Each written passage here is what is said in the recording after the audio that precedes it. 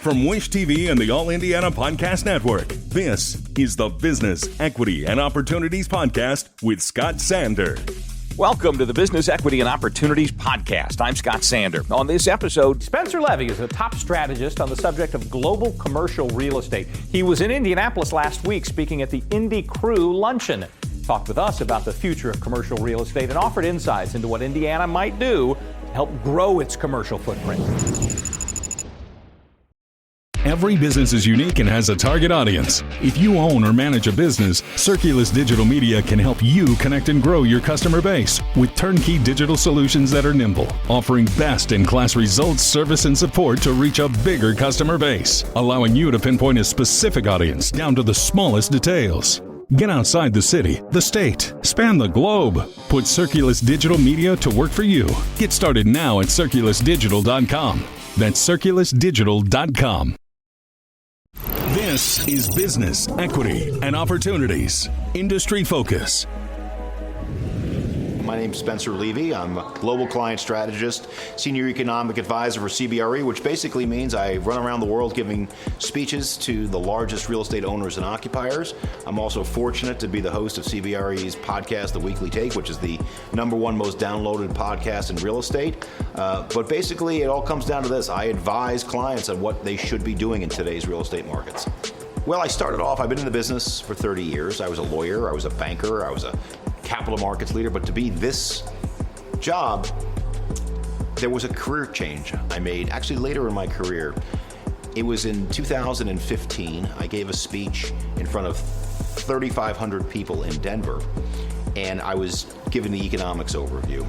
And it was a moment I said, when you see most economics overviews, you've seen them, lots of charts, very academic, a little dry. I'm like, there is a better way. And I said, I'm going to do it my way.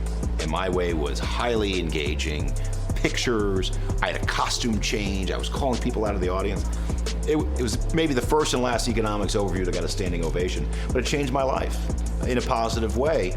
But it came down to one word, courage. I had the courage to do it later in my career, but here we are. So the two mega trends that I talk about are the reshoring of manufacturing and the movement of the economic center of activity within cities from central business districts to what we would call live, work, play neighborhoods. And I think they both create tremendous opportunities, particularly for places like Indiana. And so in Indiana, you've got lots of land here, you've got lots of water here, and you have, relatively speaking, cheaper energy and a friendly business environment. All those things are going to drive new manufacturing here. It's going to drive data centers here, which is AI and crypto and those types of things. And so you need to look at these mega trends and say, well, where does Indiana fit in? Well, it fits in on the manufacturing side really well. But then you sit here where we are in Indianapolis right now. We're right next to the ballpark where the Pacers and the Fever play and the Colts play a few blocks away. And what I like about this area, and I would point to areas just like this in Cleveland, in Milwaukee, in other markets, they concentrate their growth in submarkets. This is the type of submarket where you'll concentrate that growth because I use a term, durable demand drivers. And DDD. And the durable demand drivers are often a university. They're often a hospital system. But here, they're entertainment. And this entertainment hub as that durable demand driver, I think is increasingly important. It's not just the restaurants and bars, we're in a beautiful one right now, but it will drive other businesses here. And so I was just in Miami in Wynwood, which is a section that's used to be, or still holds, the Art Basel Arts Festival. Who's there now? A lot of the creative industries, architectural firms, other forms of businesses, because they like that concentration of cool and creative, even though it's an older neighborhood. It's a cool neighborhood, and here you have a great combination of the new and the old, which I think could really thrive right where we're sitting in Indianapolis. We have an affordable housing, workforce housing crisis in America. that should be considered a crisis, and it's just not talked about enough. The average person is considered to be quote-unquote housing poor if they pay more than 30% of their take-home pay in housing costs. The average American is now housing poor. In places like California, they pay more than 50%. It's catastrophic. People don't look at it that way. I do. And back to your question, Peggy, going to a place that's more affordable, of course that's better to make your dollar stretch further, particularly when you have the price of eggs going up like it is and other cost of living. Of course it matters. But now I'm going to say exactly the opposite thing. And this is why. I'm going to say having a market that gets more expensive is a high-class problem to have, because you want to be in a market where things are getting more expensive. You want to be in a market where you're growing, because if things are getting, you don't want things to get more expensive and say, oh, look at this, it's more expensive. It means you're growing. It means there's more demand for your goods. It means there's more demand for your apartments. It means there's more demand for cars and tickets to the Pacers. I recognize that can stretch people's salaries. And I'm not advocating for that. What I am advocating for, black and white, is growth is the only solution. It's the only solution to all problems.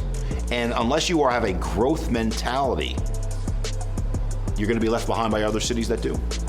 I was just having a conversation a moment ago, and when you take a look at growth, a lot of people want to put tax incentives on problems. And listen, I'm all for tax incentives. I'm all for more money towards anything that can grow the economy faster. But I think the one area where places like Indianapolis have an opportunity, and they should seize it, is make this the easiest place to build. And that doesn't have to be the whole city.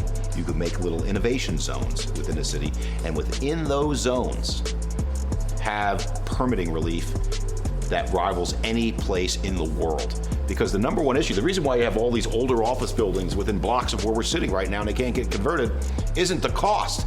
It's the time to convert them. It's the permitting process. And I'm not saying Indianapolis is unique. They're not. Most big cities are very difficult to get permits. But you say, you know what, you come to Indianapolis, you're going to get your permit faster, you're going to get more buildings converted, you're going to get the buildings get more valuable, and it's going to help all businesses. So I'm not pointing at Indianapolis or Indiana, I am just pointing at other cities. It's like the city that wins on permitting will win. Well, I'm fortunate, I have 3 kids, and 2 of them are in college. I'm visiting one of them who's overseas in Madrid in a couple of weeks. That gives me the most joy in my life is my family. I'm also fortunate that I love what I do. I'm not going to hide the ball. I love coming out and meeting people. I probably am the most active speaker probably in the world in commercial real estate. Hundreds of speeches per year all over the world. I like meeting people. I like advising people. It makes me better.